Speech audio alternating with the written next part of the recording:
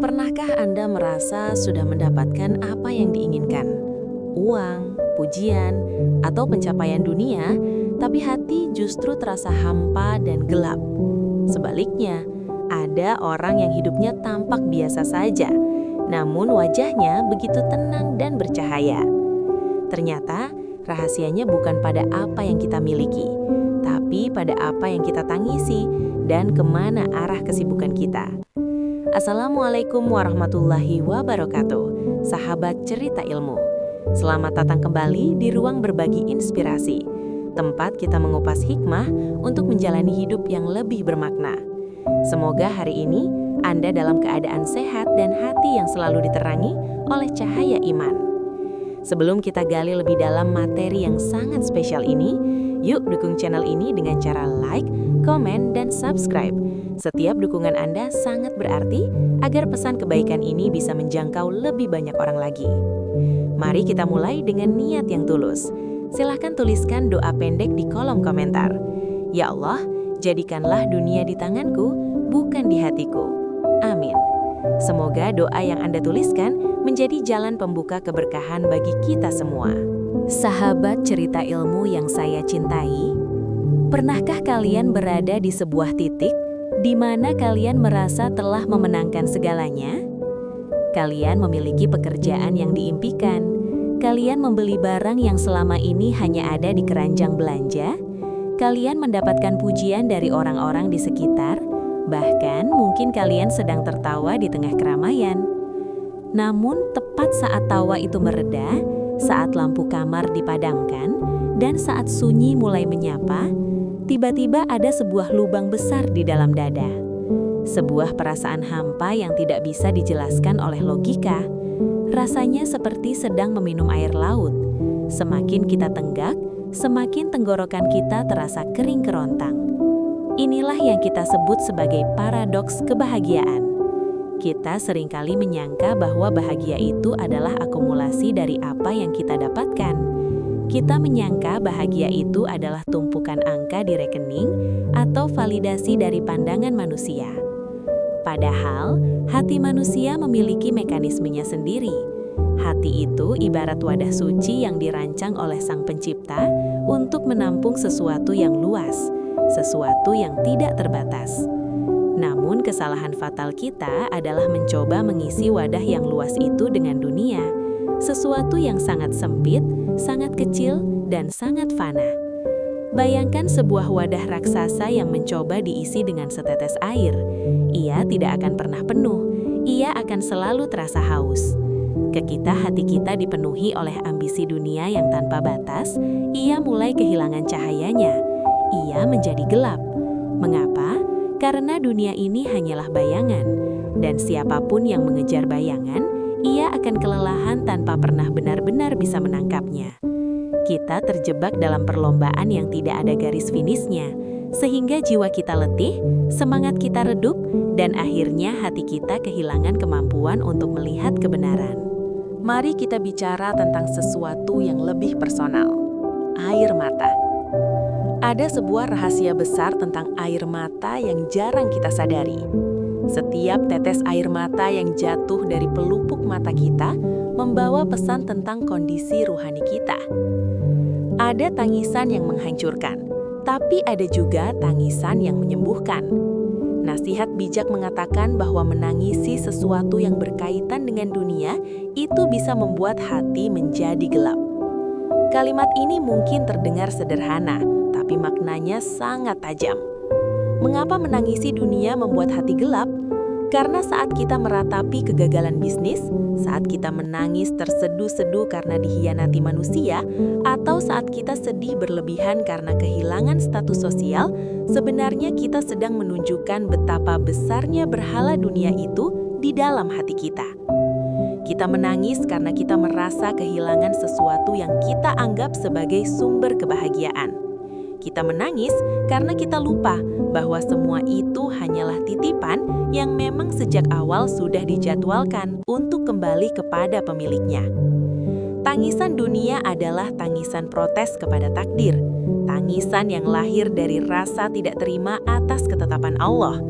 Inilah yang mengundang kabut hitam masuk ke dalam jiwa. Semakin sering kita meratapi dunia, semakin pekat kegelapan itu menyelimuti mata batin kita, hingga kita tidak lagi mampu melihat hikmah di balik setiap kejadian. Ingatlah sahabat, dunia ini terlalu murah untuk ditangisi secara berlebihan. Hati yang gelap adalah hati yang terlalu penuh dengan penyesalan atas masa lalu duniawi dan kekhawatiran atas masa depan materi. Jika air mata kita habis hanya untuk urusan yang akan menjadi debu, maka dengan apa lagi kita akan membasahi hati kita agar tetap hidup? Lalu, di mana kita bisa menemukan jalan keluar? Allah SWT telah memberikan peta jalannya dalam Al-Quran Surah Al-Hadid ayat 20. Allah menggunakan kata yang sangat menarik di sana. La'ibun walahun, permainan dan sesuatu yang melalaikan. Bayangkan seorang anak kecil yang menangis histeris karena mainannya patah. Kita sebagai orang dewasa akan tersenyum melihatnya, karena kita tahu itu hanya mainan. Begitulah seharusnya kita memandang dunia. Dunia ini adalah perhiasan, dan sifat perhiasan adalah ia akan memudar, ia akan retak, dan ia akan ditinggalkan. Jika kita menjadikan perhiasan sebagai pondasi bangunan hidup kita, maka saat perhiasan itu retak, seluruh bangunan hidup kita akan roboh. Itulah mengapa banyak orang yang kelihatannya sukses secara lahiriah, tapi hancur secara batiniah. Mereka membangun istana di atas pasir yang mudah tergerus ombak. Namun, ada sebuah harapan. Ada jenis air mata lain yang justru menjadi lentera. Itulah tangisan yang berkaitan dengan akhirat nanti. Ketika kita menangis karena merasa malu atas dosa-dosa kita, ketika kita menangis karena takut tidak bisa melihat wajah Allah di akhirat nanti, atau ketika kita menangis karena merindukan syafaat Rasulullah, air mata itu bukan sekedar cairan. Ia adalah pembersih noda-noda hitam di hati. Setiap tetesan air mata akhirat adalah satu cahaya yang menyala di kegelapan jiwa. Ia memberikan kejernihan berpikir. Ia membuat kita tenang meski dunia sedang berisik. Ia membuat kita merasa cukup meski tangan sedang kosong. Inilah awal mula dari hati yang terang. Hati yang menyadari bahwa akhirat adalah pelabuhan terakhir, sementara dunia hanyalah jembatan yang harus diseberangi dengan hati-hati. Jangan biarkan dirimu tertipu oleh gemerlap yang palsu. Carilah cahaya itu di dalam sujudmu, carilah cahaya itu di dalam air mata taubatmu, dan carilah cahaya itu dengan meletakkan dunia di tanganmu, bukan di pusat hatimu. Sahabat cerita ilmu yang dirahmati Allah, jika sebelumnya kita membahas bagaimana dunia bisa menggelapkan hati, maka sekarang mari kita bicara tentang obat dari kegelapan itu. Sesuatu yang mungkin bagi sebagian orang dianggap sebagai kesedihan, namun hakikatnya adalah kebahagiaan yang menyamar. Itulah menangisi akhirat. Menangisi akhirat bukanlah tanda kelemahan mental, justru itu adalah tanda kekuatan iman. Ketika seseorang mampu meneteskan air mata karena teringat akan dosa-dosanya yang menggunung atau merasa sangat kecil di hadapan kebesaran Allah, saat itulah cahaya mulai merambat masuk ke celah-celah hatinya yang sempat gelap. Air mata ini ibarat hujan yang turun di tanah yang gersang. Ia tidak menghancurkan, ia menghidupkan. Bayangkan perbedaan ini. Saat Anda menangisi dunia, hati Anda terasa sesak, sempit, dan Anda merasa sendirian. Namun saat Anda menangisi akhirat, menangisi jarak Anda dengan Allah, menangisi kelalaian ibadah Anda, hati Anda justru terasa lapang. Ada sebuah kehangatan yang menyelimuti jiwa. Mengapa? Karena air mata itu adalah bentuk kejujuran tertinggi seorang hamba kepada penciptanya. Itulah air mata yang mencuci karat-karat kemaksiatan. Satu tetes air mata yang jatuh karena takut kepada Allah mampu memadamkan api neraka yang berkobar di dalam batin. Hati yang tadinya kusam menjadi terang kembali karena ia telah menemukan kembali kompasnya, yaitu jalan pulang menuju ridhonya. Setelah hati dibersihkan dengan air mata taubat, kemana kaki ini harus melangkah? Jawabannya adalah cahaya ilmu. Sahabat, hidup ini adalah sebuah perjalanan di tengah hutan yang gelap dan penuh duri. Tanpa cahaya, kita akan tersesat dan terluka. Cahaya itu adalah ilmu yang bermanfaat. Inilah mengapa dalam materi kita disebutkan bahwa orang yang sibuk mencari ilmu yang bermanfaat, hakikatnya ia sedang berjalan menuju surga. Ini bukan sekadar motivasi, ini adalah janji suci yang disampaikan oleh Rasulullah Shallallahu Alaihi Wasallam. Ilmu yang bermanfaat adalah ilmu yang mendekatkan kita kepada Allah. Setiap kali Anda membuka buku, menyimak kajian, atau merenungkan ayat-ayatnya, Anda sebenarnya sedang menyusun anak tangga menuju singgasana ridho Allah. Mencari ilmu adalah bentuk perlawanan terhadap kebodohan yang merupakan akar dari kegelapan hati. Orang yang sibuk dengan ilmu tidak akan punya waktu untuk memikirkan hal-hal sepele yang merusak jiwanya. Pikirkanlah, setiap lelahnya Anda dalam belajar, setiap kantuk yang Anda tahan saat menuntut ilmu, itu semua tercatat sebagai amal yang mempermudah jalan Anda menuju surga. Ilmu membuat Anda tahu mana yang hak dan mana yang batil. Ilmu membuat Anda tahu bagaimana cara mencintai Allah dengan benar. Tanpa ilmu, ibadah kita hampa. Tanpa ilmu, tangisan kita tanpa arah. Maka jadikanlah setiap detik kesibukan Anda adalah kesibukan yang berbau surga, yaitu kesibukan memperkaya diri dengan ilmu yang akan menyelamatkan kita di hari perhitungan nanti. Namun sahabat, di sisi lain jalan ilmu ada sebuah jalan setapak yang terlihat indah namun berujung jurang. Itulah jalan maksiat. Kita harus jujur pada diri sendiri. Seringkali kita merasa bahwa maksiat adalah sebuah pelarian atau hiburan dari penatnya dunia. Padahal, maksiat adalah beban terberat yang pernah dipikul oleh manusia. Seseorang yang menyibukkan dirinya dalam kemaksiatan, sebenarnya ia sedang membangun penjaranya sendiri. Ia sedang mengundang kemurkaan Allah masuk ke dalam hidupnya. Kesibukan dalam maksiat adalah kesibukan yang sia-sia. Ia memberikan kesenangan instan, mungkin 5 menit, mungkin 1 jam. Namun setelah itu, ia meninggalkan rasa pahit yang luar biasa di hati. Kegelapan yang dihasilkan oleh maksiat tidak bisa diterangi oleh lampu dunia manapun. Maksiat merusak frekuensi hubungan kita dengan langit. Ia membuat doa-doa kita tertahan. Ia membuat keberkahan hidup kita menguap begitu saja. Orang yang sibuk bermaksiat adalah orang yang sedang berjalan dengan mata tertutup menuju neraka, sambil tertawa seolah-olah semuanya baik-baik saja. Itulah tipu daya syaiton yang paling nyata. Syaiton membuat maksiat terlihat seperti kebebasan, padahal itu adalah perbudakan hawa nafsu. Jangan biarkan dirimu menjadi bagian dari mereka yang sibuk mengumpulkan api untuk membakar dirinya sendiri. Sadarilah bahwa kemurkaan Allah adalah sesuatu yang tidak akan mampu ditanggung oleh gunung sekalipun, apalagi oleh hati manusia yang ringkih ini. Pilihlah kesibukanmu dengan bijak. Apakah kesibukan yang mendekatkan ke surga melalui ilmu, atau kesibukan yang menyeret ke neraka melalui maksiat? Karena pada akhirnya, kita adalah apa yang kita kerjakan setiap hari. Sahabat cerita ilmu yang saya banggakan, mari kita bicara tentang sebuah kata yang sangat sering dikejar oleh manusia, kemuliaan. Di dunia ini, banyak orang yang rela menghalalkan segala cara demi mendapatkan status mulia. Mereka menganggap bahwa kemuliaan itu terletak pada jabatan yang tinggi, tumpukan harta yang tak habis 7 turunan, atau jumlah pengikut di media sosial. Namun, mari kita renungkan satu fakta besar. Tidak ada orang yang benar-benar mulia jika ia hidup dalam kedurhakaan kepada Allah. Bagaimana mungkin seseorang merasa mulia jika ia sedang memusuhi penciptanya? Bagaimana mungkin seseorang merasa terhormat jika ia mendapatkan kehormatan itu dengan cara menginjak-injak aturan langit? Allah SWT telah menegaskan dalam surah Fatir ayat 10.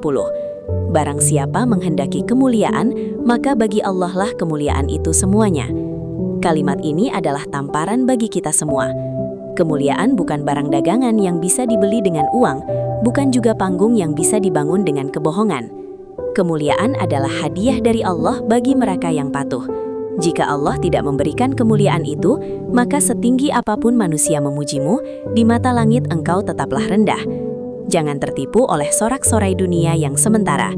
Sebab kemuliaan yang dibangun di atas maksiat hanyalah istana pasir yang akan hancur saat ombak kematian datang menyapa. Kemuliaan sejati adalah saat namamu mungkin tidak dikenal di bumi, namun harum dibicarakan oleh para malaikat karena ketaatanmu. Setelah memahami kemuliaan, mari kita bedah tentang kebijaksanaan. Siapakah orang yang bijak itu? Apakah mereka yang memiliki gelar akademik berderet, ataukah mereka yang paling pintar berargumen? Dalam kacamata iman, kebijaksanaan bukan sekedar soal kecerdasan otak, melainkan soal ketepatan memilih. Tidak ada kebijaksanaan pada diri seseorang yang mendahulukan dunia di atas akhirat. Mengapa? Karena orang bijak tahu cara berinvestasi. Bayangkan, jika Anda diberikan pilihan antara memiliki uang 1 juta rupiah yang akan hangus dalam 1 jam, atau memiliki 1 koin emas yang akan bertahan selamanya, mana yang Anda pilih? Orang bijak pasti memilih yang abadi. Rasulullah Shallallahu Alaihi Wasallam bersabda bahwa orang yang bijak adalah mereka yang mampu menundukkan nafsunya dan beramal untuk masa setelah kematian. Kebijaksanaan adalah kemampuan untuk melihat melampaui apa yang tampak oleh mata. Orang bijak melihat dunia hanya sebagai terminal, bukan tujuan. Ia melihat harta hanya sebagai kendaraan, bukan Tuhan. Jika kita masih sering menumbalkan sholat demi rapat, menumbalkan kejujuran demi omset, atau menumbalkan akhirat demi gengsi dunia, maka sesungguhnya kita belum menjadi orang yang bijaksana. Kita hanya orang pintar yang sedang tertipu oleh fata morgana. Lalu, apa perhiasan terbaik yang harus kita kenakan? Jawabannya hanya satu, takwa. Materi kita mengingatkan agar kita menghiasi diri dengan takwa. Sahabat, perhiasan dunia, baik itu berlian, pakaian bermerek, atau rumah mewah, semuanya memiliki masa kedaluarsa. Semuanya akan usang, retak, dan akhirnya ditinggalkan di liang lahat. Namun, takwa adalah perhiasan jiwa yang dibawa hingga menghadap Allah. Takwa bukan hanya soal pakaian lahiriah, tapi soal rasa merasa diawasi oleh Allah di setiap helai napas kita. Takwa adalah saat Anda tetap jujur meskipun tidak ada orang yang melihat. Takwa adalah saat Anda menahan amarah karena takut akan kemurkaan Allah. Takwa adalah saat Anda memilih untuk memaafkan meskipun Anda punya kekuatan untuk membalas. Dengan takwa, hidup Anda akan memiliki wibawa yang berbeda. Orang yang bertakwa tidak akan pernah merasa kekurangan, karena baginya Allah sudah cukup. Takwa membuat dunia yang sempit terasa luas dan membuat kesulitan yang berat terasa ringan. Jadikanlah takwa sebagai pakaian harianmu, karena itulah satu-satunya pakaian yang tidak akan pernah lusuh dimakan waktu. Sahabat cerita ilmu, kita telah sampai di penghujung renungan kita hari ini. Dunia ini memang indah menggoda. Namun, jangan sampai keindahannya membutakan mata hati kita. Mari kita mulai menyeimbangkan timbangan hidup kita. Jangan biarkan air mata kita habis terkuras untuk urusan-urusan dunia yang besok lusa akan terlupakan. Simpanlah sebagian air mata itu untuk memohon ampunannya. Jangan biarkan energi kita habis untuk mengejar sesuatu yang justru membuat Allah murka. Pilihlah jalan ilmu, karena di sanalah cahaya berada. Pilihlah jalan ketaatan, karena di sanalah kemuliaan bersembunyi. Mari kita berjanji pada diri sendiri untuk tidak lagi menjadi budak dunia. Jadilah tuan atas duniamu, dan jadilah hamba yang sujud bagi akhiratmu. Biarkan hati kita terang, biarkan jiwa kita tenang, dan biarkan langkah kita selalu berada dalam bimbingan cahayanya. Sahabat, pada akhirnya bukan berapa banyak yang kita kumpulkan yang akan dihitung, tapi berapa banyak yang kita bawa pulang untuk menghadapnya. Dunia ini terlalu kecil untuk ditangisi, namun akhirat terlalu agung untuk diabaikan. Jangan takut kehilangan dunia saat Anda mengejar Allah, karena saat Anda menggenggam ridho Allah, seluruh dunia akan bersujud di kaki Anda. Namun saat Anda kehilangan Allah demi dunia, Anda tidak akan mendapatkan keduanya. Semoga Allah menerangi hati kita yang gelap, menguatkan kaki kita yang goyah, dan menerima air mata taubat kita. Terima kasih telah menemani perjalanan hikmah ini di Cerita Ilmu. Saya pamit, namun semoga pesan ini tetap hidup di hati Anda selamanya. Wassalamualaikum warahmatullahi wabarakatuh.